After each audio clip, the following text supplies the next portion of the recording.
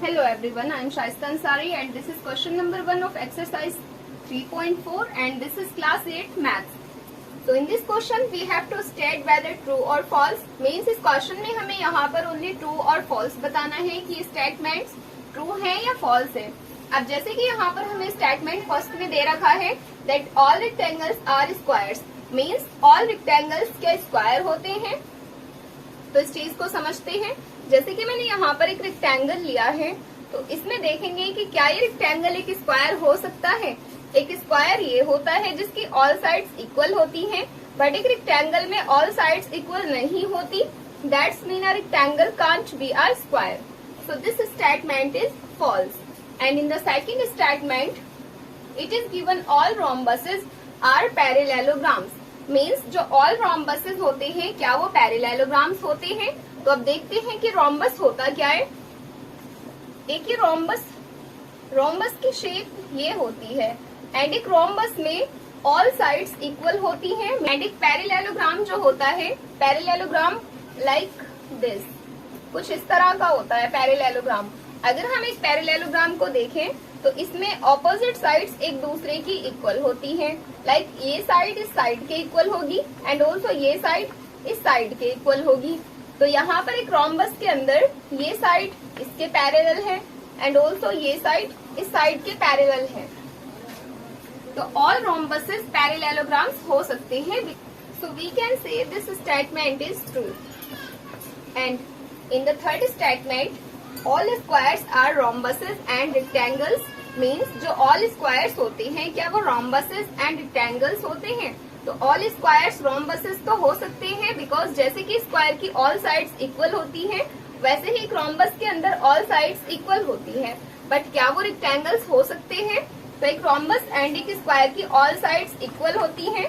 That's mean we can say all squares are rhombuses and rectangles. अब इसमें all squares को rectangles क्यों बोला गया है. बिकॉज एक रेक्टेंगल की ऑपोजिट साइड्स इक्वल होती हैं. लाइक एक स्क्वायर में है, इसकी ऑपोजिट साइड ये है एंड ये दोनों साइड्स इक्वल हैं. तो इसलिए इस रेक्टेंगल को स्क्वायर्स के जैसा बताया जा सकता है. So this statement is true. And in the next statement it is given all squares are not parallelograms. Means all squares क्या पैरेललोग्राम्स नहीं होते. ये स्टेटमेंट यहाँ फॉल्स है बिकॉज ऑल स्क्वायर्स पैरेललोग्राम्स हो सकते हैं. बिकॉज एक पैरेललोग्राम में होता क्या है, उसकी तो ऑपोजिट साइड्स इक्वल होती हैं. जैसे कि एक पैरेललोग्राम है, इसमें दो साइड्स जो ऑपोजिट हैं वो एक दूसरे के इक्वल होंगी. सिमिलरली वैसे ही स्क्वायर में एक दूसरे की ऑपोजिट साइड्स इक्वल होती हैं. So we can say this statement is false. And in the next statement all kites are rhombuses.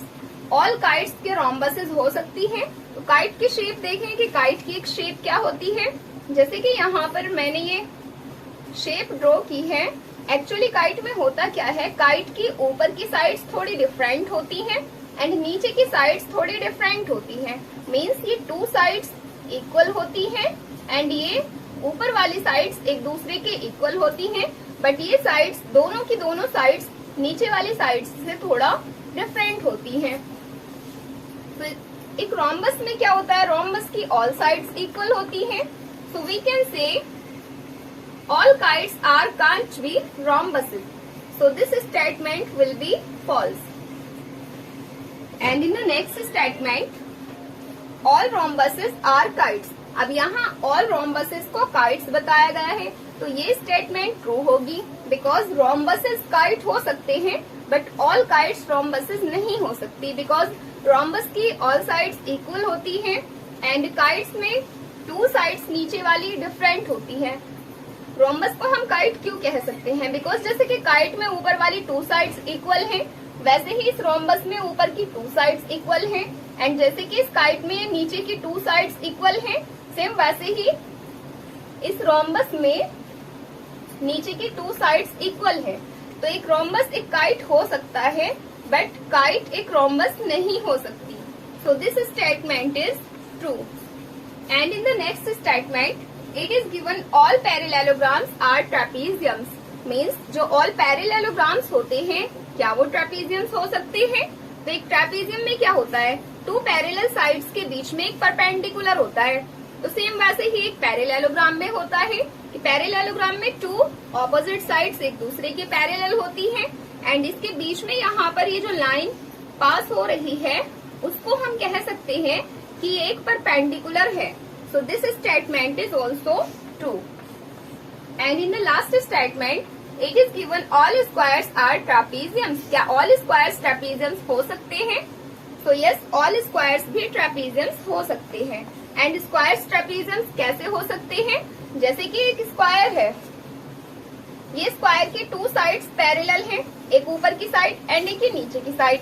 जब ये टू साइड्स पैरेलल हैं तो इसके बीच में यहाँ पर एक लाइन जा रही है, तो इस लाइन को भी हम परपेंडिकुलर बोल सकते हैं बिकॉज ये लाइन दो पैरेलल लाइंस के बीच में से जा रही है, इसलिए लाइन परपेंडिकुलर हो सकती है. So we can say this statement will be true.